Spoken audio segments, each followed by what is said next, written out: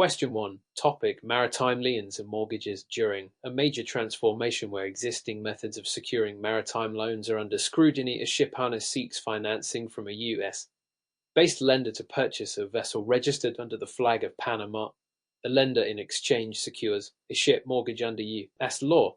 Later, a maritime supplier from Greece files a lien against the ship for unpaid bunker fuel. When the ship is arrested in an Admiralty court in New York, the lender and the supplier dispute the priority of their claims. Which of the following is correct regarding the priority of their interests? A. The ship mortgage has priority because it was secured under U.S. law even though the ship is registered under a foreign flag.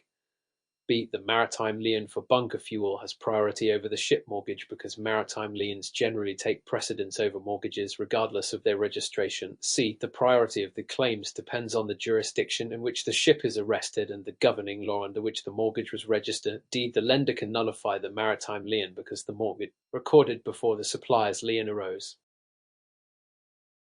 Answer C. The priority of the claims depends on the jurisdiction in which the ship is arrested and the governing law under which the mortgage was registered. Explanation. Under U.S. Admiralty law, maritime liens generally take priority over ship mortgages unless otherwise provided by the governing law of the mortgage jurisdiction. The preferred ship mortgage under the U.S. Ship Mortgage Act typically ranks below maritime liens, which arise automatically and follow the last in, first out principle in many jurisdictions. However, in cases involving foreign flagged vessel, the applicable law of the ship's flag state may influence the ranking of claims. The Greek supplier's lien may have priority if maritime liens for bunker fuel are recognized as high-ranking under the governing law. The Admiralty Court in New York determined whether to apply U.S. law or deference to Panamanian law regarding mortgage priority. Option A is incorrect because mortgage recorded under U.S. law does not automatically take precedence if the ship is under foreign flag. Option B is partially true but incomplete. While maritime liens often take precedence, the actual ranking is subject to the laws governing the ship's registration. Option D is incorrect because maritime liens typically attach upon provision of services and are not nullified merely by prior mortgage registration. Question 2. Topic: Salvage and towage. In a high-stakes environment where multiple challenges arise during a major storm in the Atlantic, a salvage vessel responds to an emergency distress call from a cargo ship that has lost power and is drifting toward a rocky shore. The salvage crew successfully prevents the vessel from grounding and tows it to safety. However, the cargo ship's owner disputes the amount claimed by the salvors, arguing that the opera did not involve high degree of danger and that their demand is excessive. Which of the following factors will most likely influence the court's determination of the salvage award?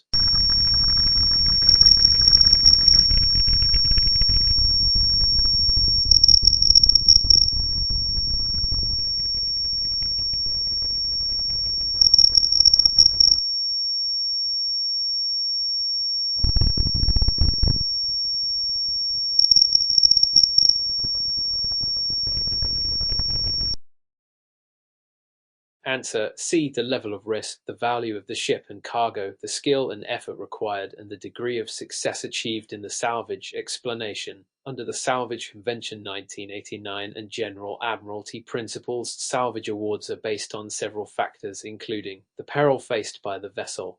The greater the danger, the higher the potential award. The value of the property salvaged. The value of the ship and cargo is determining the amount of the award. The skill and efforts of the salvors. Courts consider the expertise and difficulty of the operation, the amount of time and resources used.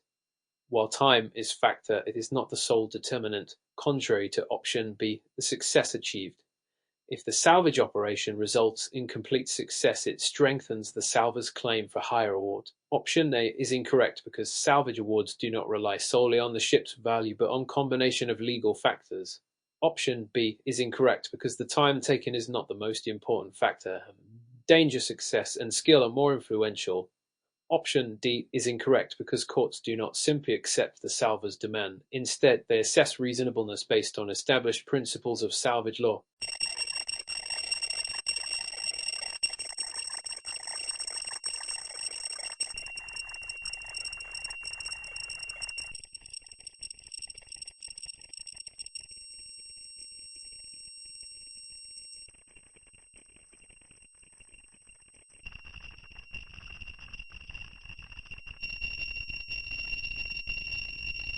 Report the incident immediately. Under international law, what are the potential legal consequences for the ship owner? A. The ship owner is not liable if they can prove the malfunction was accidental and that they took corrective action after the spill. B. The ship owner may face strict liability for pollution damages under MARPOL, along with potential civil and criminal penalties. C. The liability falls entirely on the crew members responsible for operating the ship, and the owner cannot be penalized. D. The ship owner can avoid liability by demonstrating that this occurred in international waters beyond any single nation's jurisdiction. Answer B. The shipowner may face strict liability for pollution damages under MARPOL, along with potential civil and criminal penalties. Explanation: the International Convention for the Prevention of Pollution from Ships (MARPOL) imposes strict liability on shipowners for oil spills and environmental damage, regardless of fault, under MARPOL and other environmental statutes such as the U.S. Oil Pollution Act of 1990. Over 90 shipowners are held accountable for operational failures that lead to pollution, including malfunctions in pollution prevention equipment. Strict liability applies, meaning that the owner can be held responsible even if the spill was unintentional. Failure to report the spill promptly can result in criminal penalties in addition to civil liability. International enforcement mechanisms allow regulatory agencies in coastal states to take action against violators even if the spill occurs in international waters. Option A is incorrect because accidental spills do not exempt the owner from liability under MARPOL. Option C is incorrect because the ship owner holds responsibility for ensuring proper maintenance and crew compliance with pollution regulations. Option D is incorrect because environmental liability laws apply beyond national jurisdictions and international conventions allow enforcement against ships polluting the high seas. Question 4. During a comprehensive review of a process that needs improvement, a maritime shipping company is evaluating its liability under the Hague-Visby rules after a shipment of perishable goods sustained damage during transport.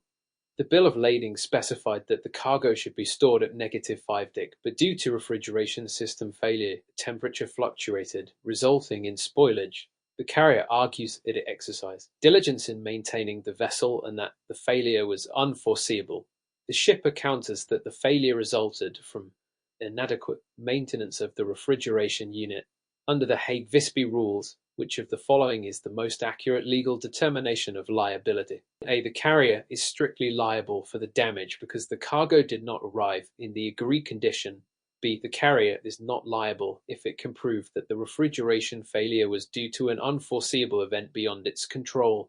C. The shipper is responsible for ensuring the refrigeration system remains operational since it was the one who specified the temperature requirement. D. The carrier is liable unless it can prove it exercised due diligence in maintaining the vessel and its equipment before and at the start of the voyage. Answer D. The carrier is liable unless it can prove it exercised due diligence in maintaining the vessel and its equipment before and at the start of the voyage. Explanation: the Hague-Visby rules govern the responsibilities of carriers in the carriage of goods by sea. Under Article Roman Rule 1, the carrier must exercise due diligence to ensure that the ship is seaworthy, properly manned, equipped, and supplied, and that all parts of the ship, including refrigeration units, are in proper working condition at the start of the voyage. However, Article Roman Rule 2 exempts the carrier from liability if the damage resulted from an act beyond its control, such as an unforeseeable mechanical failure. A. Incorrect. The Hague-Visby rules do not impose strict liability on carriers. They provide defenses under which carriers can avoid liability. B. Incorrect. While carriers are exempt from liability if an unforeseeable event caused the damage, they must first demonstrate due diligence in maintaining their vessel. C. Incorrect. The shipper does not bear responsibility for the refrigeration system unless the damage was due to improper packing or inherent of the goods. D. Correct. The carrier is liable unless it can prove it exercised due diligence in maintaining the refrigeration system before the voyage commenced. Question 5. In a situation where resource allocation becomes critical, a ship owner seeks to limit its liability under the U.S. Limitation of Liability Act of 1851 after a major oil spill resulted from a tanker collision. The ship owner claims that it was unaware of any negligence or unseaworthiness that led to the incident. However, investigations reveal that the ship's navigation systems were outdated and that the crew had not received proper training on emergency maneuvers. If a court is determining whether the shipowner can successfully limit liability under the Act, which following is the most legally accurate assessment? A. The shipowner cannot limit liability because the failure to update navigation systems and train the crew demonstrates privity or knowledge of the vessel's unseaworthiness. B. The shipowner can limit liability as long as it did not personally direct the crew's actions at the time of the collision. C. The Limitation of Liability Act automatically applies, capping the owner's liability at the post-casualty value of the vessel and pending freight. D. The shipowner can be held liable if the claimants prove it intentionally caused the oil spill.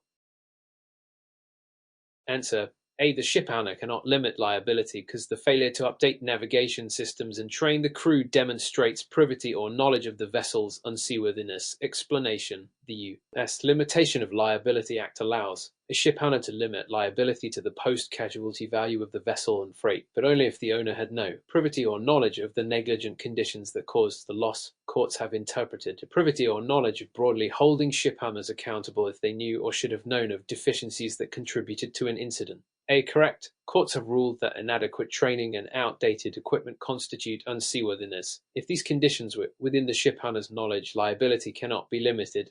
B. Incorrect. Even if the shipowner was not directly involved in the accident, it is responsible for ensuring the vessel is properly maintained and the crew is adequately trained. C. Incorrect. Limitation of liability is not automatic. Shipowners must prove they lack none of the conditions causing the loss. D. Incorrect. Intentional misconduct is not prerequisite for liability. Negligence and failure to ensure seaworthiness are sufficient. Question 6. While managing a hybrid approach where timing issues impact decision-making, an international shipping company faces multiple claims from cargo owners due to delays caused by a deviation from the agreed shipping route. The carrier argues that the deviation was necessary to avoid severe weather conditions. The cargo owners contend that the deviation was excessive and unreasonable, causing unnecessary delays. Under international maritime law, when is a deviation considered justifiable? A. A deviation is always justified if it is made in good faith for safety reasons. B. A deviation is justified only if it is necessary to protect human life or to comply with legal obligations. C. A deviation is justified if it is reasonably necessary for the safety of the vessel, cargo, or crew. D. A deviation is never justified unless the bill of lading specifically allows it. Answer: C. A deviation is justified if it is reasonably necessary for the safety of the vessel, cargo, or crew. Explanation: under maritime law, a deviation from the agreed route is permissible if it is undertaken for a legally recognized reason. The Hague-Visby Rules, Article Oman Rule 4, state that a carrier is not liable for loss or damage resulting from a deviation that was necessary to protect life or property at sea. Deviations must be reasonable and proportionate to the risk faced. A. Incorrect. A deviation made in good faith is not always justified. It must also be reasonable under the circumstances. B. Incorrect. While legal obligations, such as assisting a ship in distress, justify deviation, safety concerns for the vessel, crew, or cargo are also valid reasons. C. Correct. Courts evaluate whether a deviation was necessary and proportionate to the danger faced. D. Incorrect. While some bills of lading, duress deviation, general maritime law recognizes justifiable deviations even if not expressly stated in the contract. Question 7. During a comprehensive review of a process that needs improvement, a cargo owner files a claim against a shipowner after discovering that part of its shipment of valuable machinery was missing upon arrival at the destination port. The bill of lading clearly indicated that the cargo was to be delivered intact, and the shipper claims that the missing machinery was stolen while in the carrier's custody. The carrier invokes the Hague-Visby rules, arguing it is not liable due to an exemption for theft by third parties. However, the shipper counters that the loss resulted from negligence by the carrier's crew. Under international maritime law, which of the following is the most legally accurate determination of liability? A. The carrier is automatically liable for any loss of cargo regardless of the circumstances. B. The carrier is not liable if it can prove that the theft occurred without its fault or neglect. C. The shipper is responsible for ensuring that the cargo is secure while in transit. D. The carrier is liable unless it can show that the shipper failed to properly package the cargo. Answer: B. The carrier is not liable if it can prove that the theft occurred without its fault or neglect. Explanation: under the Hague-Visby rules, Article Numeral 2. A carrier is not responsible for loss or damage arising from theft by third parties unless negligence or fault can be attributed to the carrier or its crew. However, the carrier bears the burden of proof in demonstrating that the loss occurred despite taking all reasonable precautions. A. Incorrect. Carriers are not automatically liable for all losses. They are protected under certain exemptions, including theft by third parties. B. Correct. The carrier must prove that the theft was beyond its control and that it exercised due diligence in protecting the cargo. C. Incorrect. The shipper is responsible for properly packaging cargo, but security during transit falls under the carrier's duty. D. Incorrect. Packaging is relevant to claims, not theft, unless improper packaging contributed to the loss. Question 8. In a situation where resource allocation becomes critical, a vessel carrying hazardous materials suffers a mechanical failure in international waters. The ship's crew decides to dump part of the cargo overboard to prevent further damage to the ship. The cargo owner files a claim for compensation, arguing that the carrier acted negligently. The carrier invokes the doctrine of general average to justify its actions. Under maritime law, which of the following best describes the legal principles governing general average? A. The ship owner alone bears the cost of jettisoning the cargo since it was responsible for the vessel's failure. B. All parties with financial interest in the voyage share the cost of losses incurred due to voluntary sacrifice for the common good. C. The cargo owner is solely responsible for losses since the cargo was hazardous. D. General average applies only when the ship itself is abandoned, not when cargo is jettisoned. Answer. B. All parties with a financial interest in the voyage share the cost of losses incurred due to a voluntary sacrifice for the common good. Explanation. General averages, a principle of maritime law that requires all stakeholders in a voyage, ship owner, cargo owners, etc., to proportionally share the losses if the voluntary sacrifice of cargo or expenses is made to preserve the vessel and the rest of the cargo. A. Incorrect. The cost is not borne solely by the ship owner unless negligence is proven. B. Correct. General average ensures that all parties contribute fairly to the losses incurred. C. Incorrect. Hazardous nature of cargo does not affect general average contributions unless it caused the emergency. D. Incorrect. General average applies to cargo sacrifice and other expenses, not just ship abandonment. Question 9. While managing a hybrid approach where timing issues impact decision-making, a vessel deviates from its scheduled route due to severe weather conditions, leading to cargo delays.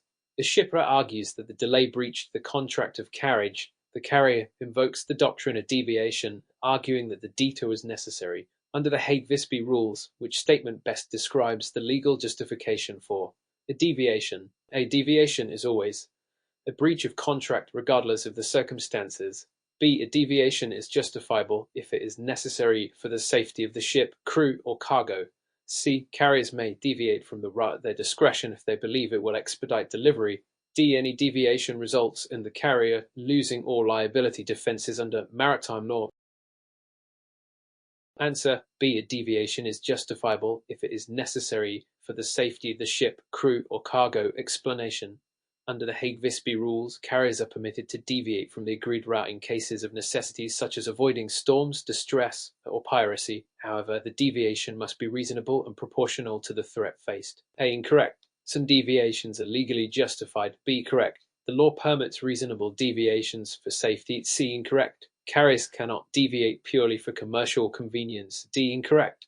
A justified deviation does not void liability protections. Question 10. As a response to a critical challenge, a maritime insurer disputes a shipowner's claim for damages following an engine failure at sea. The insurer argues that the ship was not seaworthy at the start of the voyage due to poor maintenance records and previous engine malfunctions. Under maritime insurance law, when can an insurer refuse to cover claim based on unseaworthiness? A. Only if the shipowner was aware of the unseaworthy condition before departure. B. If the ship was unseaworthy at the start of the voyage and the unseaworthiness contributed to the loss. C. An insurer can never deny coverage based on unseaworthiness once the policy is issued. D. The insurer must prove that the shipowner intended to commit fraud before denying coverage. Answer. B. If the ship was unseaworthy at the start of the voyage and the unseaworthiness contributed to the loss. Explanation. Under maritime insurance law, a vessel must be seaworthy at the beginning of the voyage for coverage to apply. If a loss occurs due to a known pre-existing defect that made the ship unseaworthy, the insurer can deny a claim. A. Incorrect. Lack of knowledge does not excuse unseaworthiness. B. Correct. Unseaworthiness at departure invalidates claims if it caused the loss. C. Incorrect. Insurers can reject claims under maritime law. D. Incorrect. Fraud is not required. Negligence is sufficient. Question 11. Considering the inherent risks associated with the industry, a vessel carrying perishable goods is delayed due to mechanical failure, causing a significant portion of the cargo to spoil before reaching its destination. The shipper files a claim against the carrier for damages, arguing that the carrier had a duty to ensure timely delivery. The carrier, however, invokes the Hague-Visby rules, arguing that mechanical failure falls under the exception liability. Under these rules, which of the following best describes the carrier's legal responsibility? A. The carrier is always liable for delays resulting in cargo damage. B. The carrier is only liable if the delay was due to its negligence in maintaining the vessel. C. The carrier is never liable for cargo spoilage, regardless of the cause of the delay. D. The shipper assumes full responsibility for the cargo's condition once it is loaded.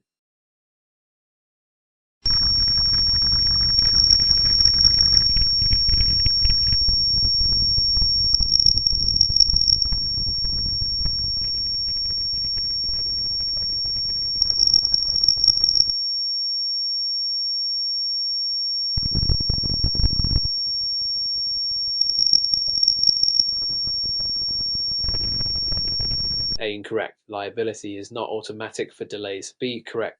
If the carrier failed to properly maintain the ship, it is liable for losses. C. Incorrect. Carriers can be liable if negligence is proven. D. Incorrect. The shipper's responsibility ends once the cargo is properly delivered to the carrier. Question 12. In a scenario where compliance with international conventions is under scrutiny, a port state authority detains a foreign flagged vessel citing multiple safety violations, including malfunctioning lifeboats and expired fire suppression systems.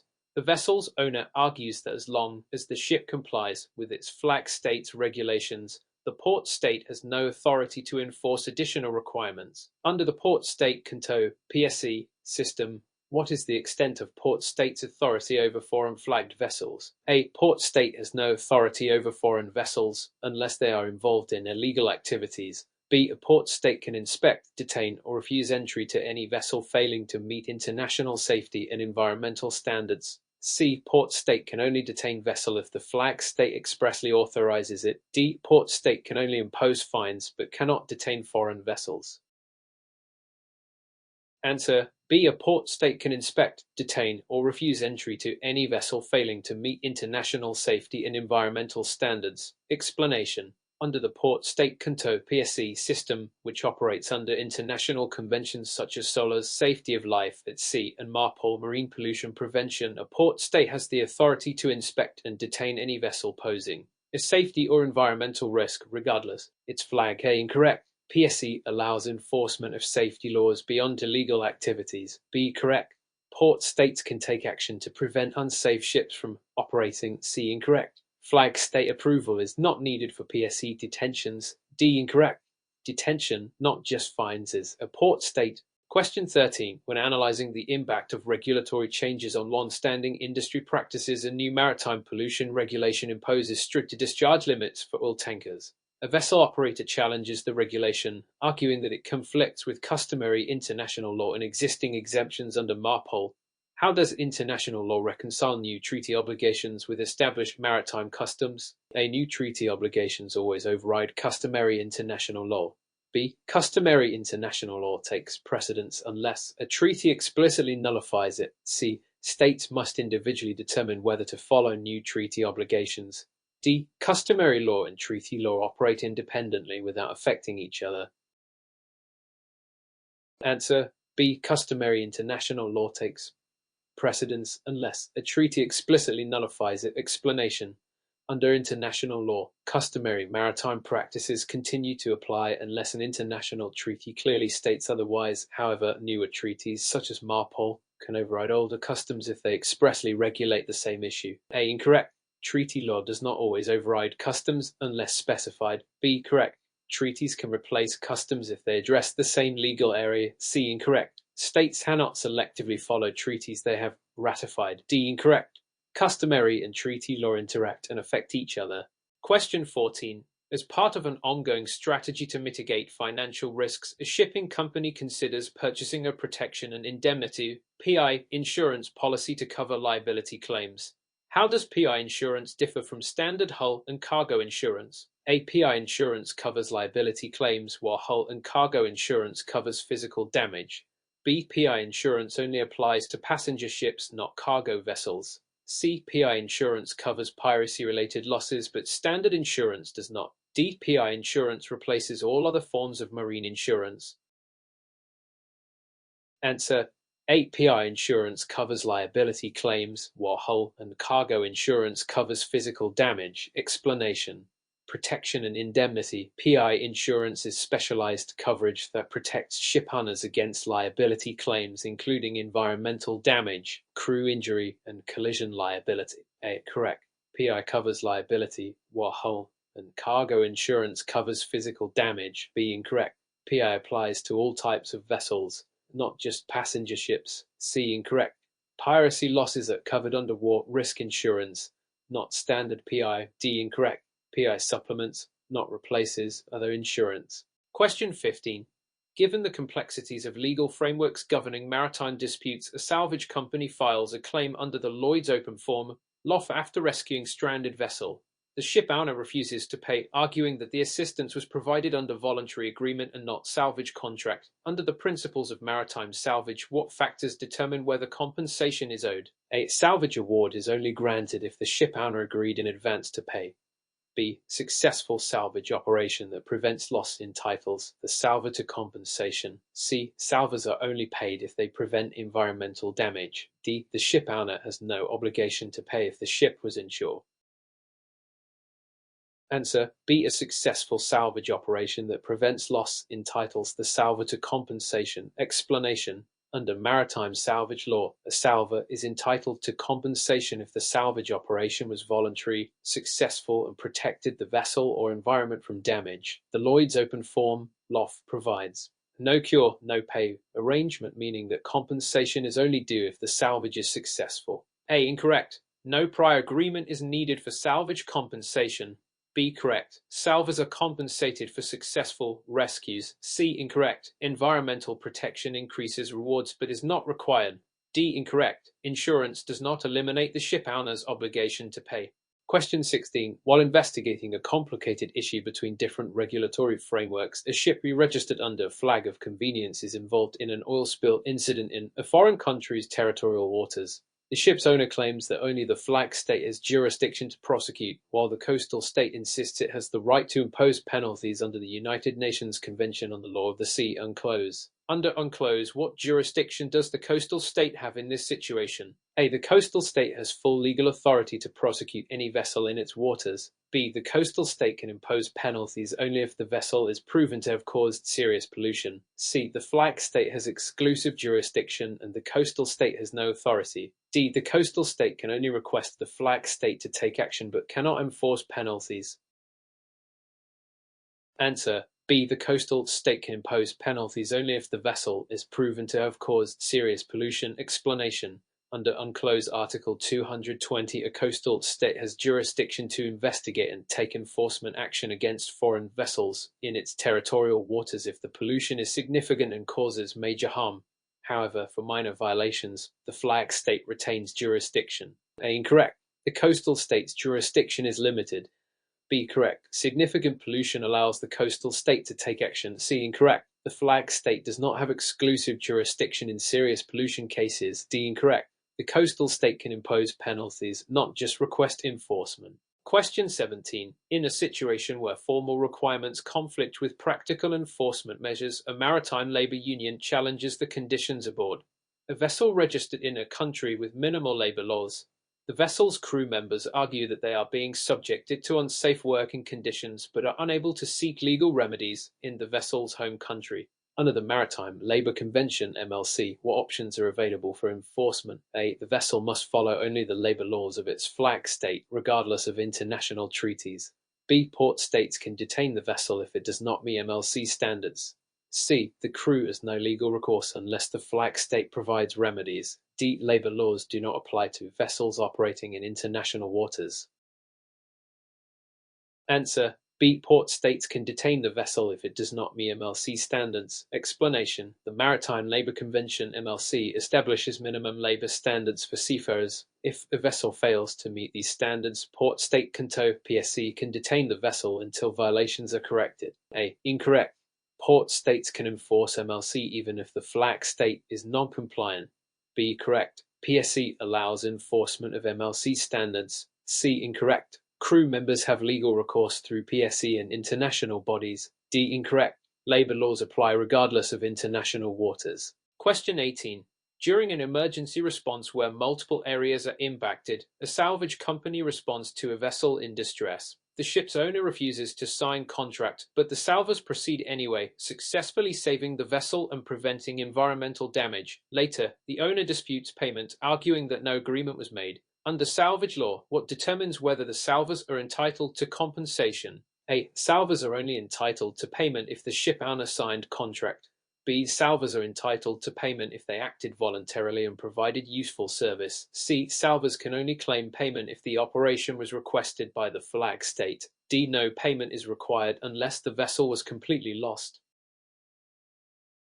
Answer: B. Salvors are entitled to payment if they acted voluntarily and provided a useful service. Explanation: under the no cure, no pay principle in salvage law, salvors are entitled to compensation if their actions successfully saved a vessel or prevented environmental harm even if no contract was signed. A. Incorrect. A written contract is not required for salvage awards. B. Correct. Voluntary and useful salvage efforts warrant compensation. C. Incorrect. Flag state involvement is not necessary for salvage claims. D. Incorrect.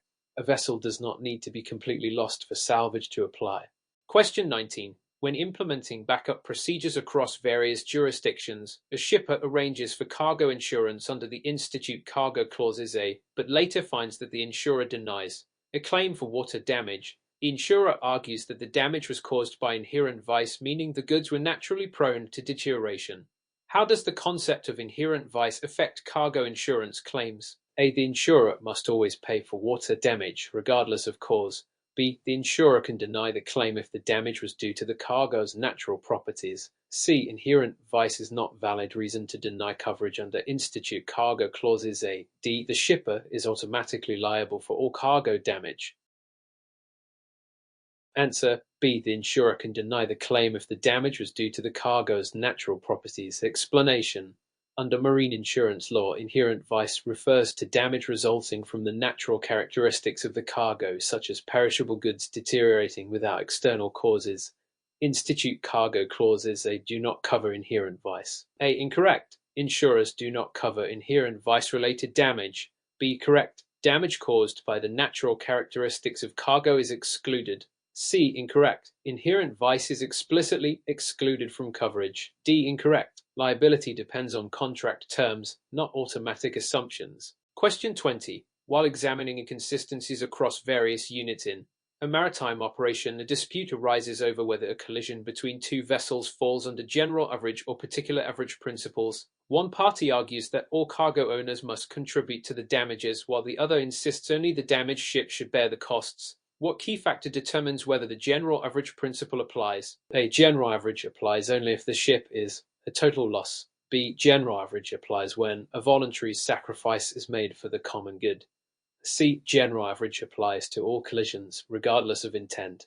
D. General average applies only to cargo, not ships. Answer: B. General average applies when a voluntary sacrifice is made for the common good. Explanation: the general average principle in maritime law requires all parties to share losses if a voluntary sacrifice or extraordinary expenditure is made to save the vessel and cargo. A. Incorrect. General average applies even if the ship is not a total loss. B. Correct. Voluntary sacrifices for the common good trigger general average. C. Incorrect. Collisions do not automatically invoke general average. D. Incorrect.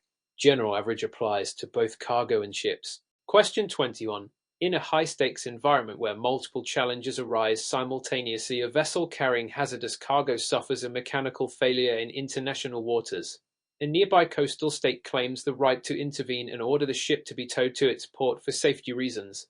The ship owner, however, argues that the state has no authority because the vessel is outside its territorial waters. Under UNCLOS, what authority does the coastal state have in this situation? A. The coastal state has no authority because the ship is in international waters. B. The coastal state can intervene only if the vessel enters its exclusive economic zone. C. The coastal state can intervene if the ship poses a serious environmental or navigational risk. D. The coastal state has full authority over any vessel within 200 nautical miles of its shores. Answer: C. The coastal state can intervene if the ship poses a serious environmental or navigational risk. Explanation: under UNCLOS, a coastal state has limited jurisdiction over foreign vessels in international waters, but it may intervene if the vessel poses a significant environmental threat or endangers navigation. This principle is reinforced by the International Convention on Oil Pollution Preparedness, Response and Cooperation, which allows states to take action against ships carrying hazardous substances that may cause pollution. A. Incorrect. While jurisdiction is limited in international waters, environmental threats can warrant intervention. B. Incorrect. These does not give a state full authority unless environmental concerns arise. C. Correct. Serious threats to the environment or navigation justify intervention. D. Incorrect. The 200 nautical mile ease does not grant full control over vessels. Question 22. While analyzing the root causes of sequential problems in maritime safety protocols, an investigation reveals that a ship's master failed to report near-miss collision in busy shipping lane. The owner argues that reporting is only required for actual collisions or serious accidents. Under the international regulations for preventing collisions at sea, COLREGs, what are the legal implications of failing to report near-miss? A. Near-misses are not required to be reported unless damage occurs. B. Failure to report near-miss may result in penalties under maritime safety laws. C. Reporting near-misses is entirely voluntary under international law. D. Only flag states can require reporting of near-miss incidents. Answer: B. Failure to report a near-miss may result in penalties under maritime safety laws. Explanation: under COLREGs and IO regulations, reporting near-miss incidents is a crucial part of maritime safety compliance. Many flag states, as well as Port State Control (PSC) authorities, require reports of near-miss incidents to prevent future accidents. A. Incorrect. Near-misses must often be reported to prevent future risks. B. Correct. Non-reporting may lead to legal or regulatory penalties. C. Incorrect. Many international and national laws require reporting. D. Incorrect. Port states, not just flag states, may enforce reporting rules. Question 23. When developing a solution that must address opposing needs between maritime commerce and environmental protection, a dispute arises over ballast water discharge regulations. A shipping company argues that requiring ballast water treatment systems is an unfair financial burden, while environmental agencies insist that untreated ballast water introduces invasive species into ecosystems. Under the Ballast Water Management Convention are the legal obligations of ship operators. Ship operators must comply only if they are flagged under a state that ratified ABUA. Port states may detain vessels that do not meet ballast water treatment requirements. C. Ship operators can choose whether to implement ballast water treatment measures. D. ABUA does not apply to ships operating only in domestic waters. Answer: B. Port states may detain vessels that do not meet ballast water treatment requirements. Explanation: the Ballast Water Management Convention requires vessels to install treatment systems to prevent the spread of invasive species. Port states have the authority to inspect and detain non-compliant vessels under Port State Control (PSC). A. Incorrect. The BUA applies as to all ships entering ports of ratifying states, regardless of flag. B. Correct. Port states can enforce compliance through detention. C. Incorrect. Compliance is mandatory under BUA. D. Incorrect. Domestic waters may also be subject to national ballast water laws. Question 24. During a major transformation where existing methods of maritime navigation are being replaced, an international conference proposes mandatory electronic chart systems X for all commercial vessels. Some ship owners argue that paper charts should remain an acceptable alternative. Under the International Convention for the Safety of Life at Sea, SOLAS, what are the requirements for electronic navigational systems? A. All commercial vessels must be equipped with electronic chart display and information systems (ECDIS). B. Paper charts are still acceptable and electronic charts are optional. C. Only vessels over 10,000 gross tons are required to use electronic navigation. D. ECDI's requirements apply only to newly built ships. Answer: A. All commercial vessels must be equipped with electronic chart display and information systems. ECDIs. Explanation: under SOLAS Chapter V, electronic chart display and information systems (ECDIs) are mandatory for most commercial vessels. These systems improve accuracy, reduce human error, and enhance navigation safety. A. Correct. ECDIs is mandatory under SOLAS. B. Incorrect. Paper charts are no longer a standalone alternative. C. Incorrect. The requirement applies to most commercial ships, regardless of size. D. Incorrect. Older ships must also retrofit ECDIs. Question 25. When implementing new protocols in a shared environment where various stakeholders have different responsibilities, a cargo vessel is detained by Port State Control (PSC) for substandard conditions. The ship owner claims that PSC cannot enforce international regulations unless the vessel violates the host country's specific laws. Under the Paris Memorandum of Understanding Paris MOU on PSC, what powers do port states have? A. Port states can only inspect ships if the flag state requests an investigation. B. Port states can detain ships that fail to meet international safety standards. C. Port states have no authority unless there is criminal offence. D. PSC applies only to ships engaged in domestic trade. Answer: B. Port states can detain ships that fail to meet international safety standards. Explanation: under the Paris MOU, Port State Control (PSC) officers have the power to inspect and detain foreign vessels that do not comply with international conventions such as SOLAS, MARPOL, and CEBLI. Incorrect. PSC does not require flag state approval to inspect. B. Correct. PSC can detain substandard ships. C. Incorrect. Detention even if no crime has occurred. D. Incorrect. PSC applies to international shipping, not just domestic trade. Question 26. In an environment where different components must interact efficiently to ensure operational safety, a vessel transporting crude oil through an environmentally sensitive area is required to comply with double-hull regulations under the MARPOL Convention. The ship owner argues that their single-hull vessel was built before the regulation's enforcement and should be exempt. Under MARPOL Annex I, what are the legal obligations for single-hull oil tankers? A. Single-hull tankers must be phased out based on an internationally agreed timeline. B. Single-hull tankers are permanently exempt if built before the regulation. C. Flag states may decide whether to allow single-hull tankers indefinitely. D. Single-hull tankers are allowed in all waters but must reduce cargo capacity. Answer: A. Single-hull tankers must be phased out based on an internationally agreed timeline. Explanation: the MARPOL Convention Annex I requires the phase-out of single-hull oil tankers due to environmental risks associated with oil spills. The International Maritime Organization (IMO) has established a timeline for gradual replacement of these vessels with double-hull designs. A. Correct. Single-hull tankers are subject to mandatory phase-out schedules. B. Incorrect. There is no permanent exemption for older ships.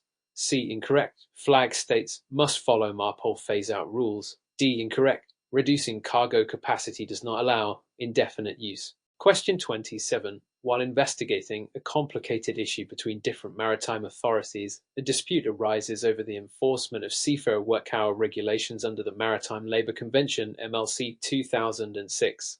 A crew complains that they are being forced to work beyond maximum permitted hours without proper rest. The ship owner claims that national labour laws do not apply because the ship is flagged under a jurisdiction. What legal protections exist for seafarers under MLC 2006? A. Seafarers are entitled to minimum rest periods, regardless of flag state. B. Flag states can set their own rules without following MLC 2006 guidelines. C. Seafarers must accept the labour conditions set by the ship owner. D. Work hour regulations do not apply in emergency situations. Answer: A. Seafarers are entitled to minimum rest periods, regardless of flag state. Explanation: the Maritime Labour Convention (MLC 2006) sets global standards for working conditions, fair treatment, and rest periods for seafarers. These rules apply regardless of the flag state under which the vessel is registered. A. Correct. MLC 2006 mandates minimum rest periods for seafarers worldwide. B. Incorrect. Flag states must comply if they ratified the convention. C. Incorrect. Seafarers have legal protections beyond ship owner policies. D. Incorrect. Emergency exceptions exist but do not eliminate all work hour limits. Question 28. When implementing backup procedures across various international shipping routes, a container ship operator fails to maintain proper records of cargo stowage and securing. During a routine inspection, Port State Control (PSE) finds the cargo securing arrangements do not meet the Code of Safe Practice for Cargo Stowage and Securing (CS) code. What are the potential legal consequences for the ship operator? A. The ship may be detained until proper securing methods are implemented. B. No penalties apply since cargo securing is the shipper's responsibility. C. Only the flag state can impose penalties for improper stowage. D. The PSC can only issue warning without detaining the vessel. Answer: A. The ship may be detained until proper securing methods are implemented. Explanation: the CSS code adopted by the IA sets international safety standards for cargo securing arrangements if a ship fails to comply. Port State Control (PSC) can detain the vessel until corrective actions are taken to ensure safety. A. Correct. Detention is a valid enforcement action for safety violations. B. Incorrect. Cargo securing is the ship operator's responsibility, not just the shipper's. C. Incorrect. Port states, not just flag states, can enforce safety rules. D. Incorrect. PSC has authority beyond issuing warnings. Question 29. During the introduction of new methods where coordination among various maritime authorities is critical, a dispute arises over the legality of autonomous ships operating without onboard crew.